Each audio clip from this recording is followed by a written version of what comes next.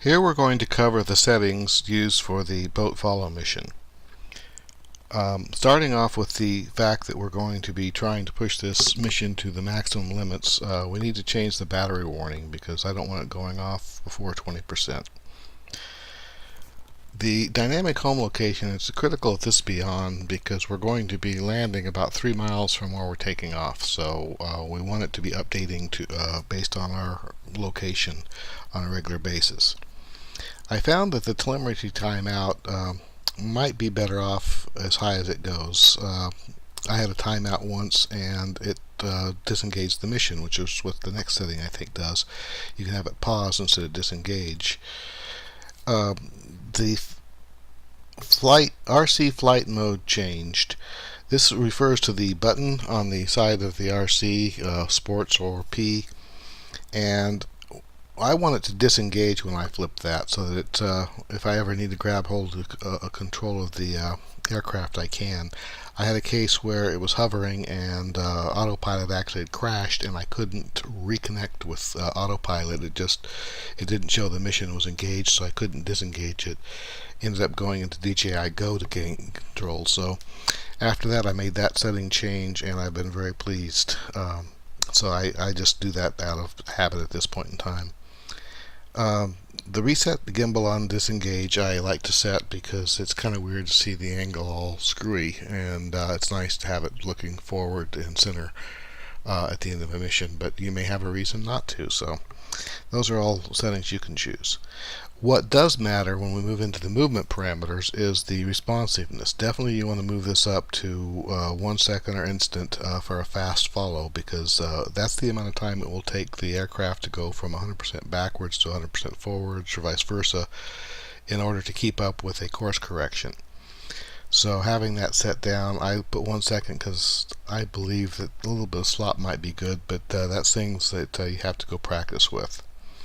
Altitude priority, this I believe probably should be set down unless you believe that you want to change altitudes dramatically and not have it just stop and climb. This would be a case where you're flying along and you've adjusted the altitude up over 16 feet from where it's at, and it will just stop and climb to wherever you said. That would be for object avoidance. So I think that having it set lower might be better, but that's another one that only time will tell. The minimum altitude is the minimum altitude that the craft is going to be flying when you set your altitude.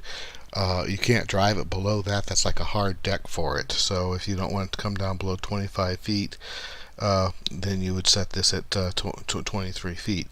Interestingly, you'll find that the actual value it uses is the one below the one you select.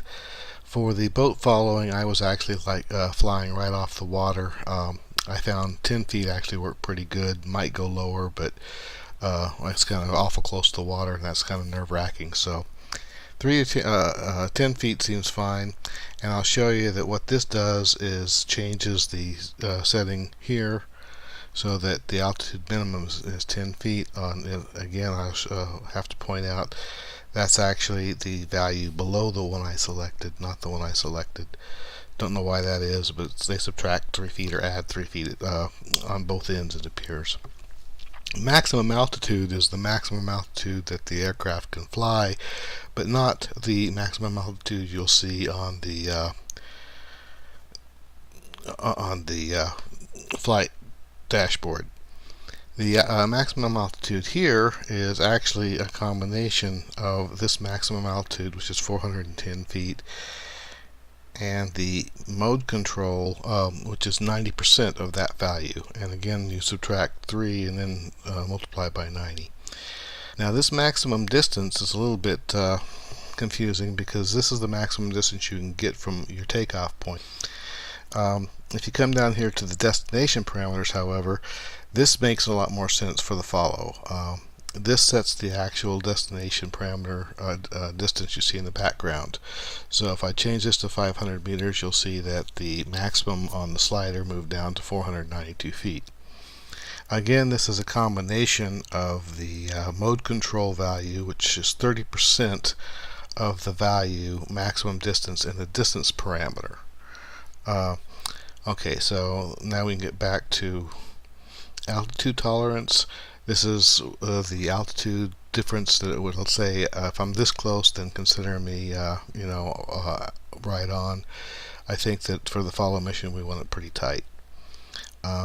Same with distance tolerance, we'll move that down. Now, adaptive horizontal power takes into account wind and etc. over time, so that just is the computer learning side of improving the overall experience as it flies. I think that's a good idea. Having gimbal yaws enabled, I think for the Mavic this makes a lot of sense. It keeps it pointed in the direction so that the gimbal has the 30 degrees to either side. I think that makes good sense. Now, I just covered the destination parameter a second ago, which is maximum distance, and then the maximum horizontal accuracy. I would just again probably move that down, but those are parameters I need to spend more time with. Now the gimbal responsiveness, again, this I put it down around 1 second. You might go instant. Those are things in which only time will tell. And the last one that's really critical is the RC parameter mode control input. Mode control input means that the altitude, distance, and bearing can be adjusted using the joystick. And you can also map these buttons to the various functions. You might want to map C1 to pause so that you could pause and resume a mission. That's pretty much covers all of the parameters directly related to follow that I could find.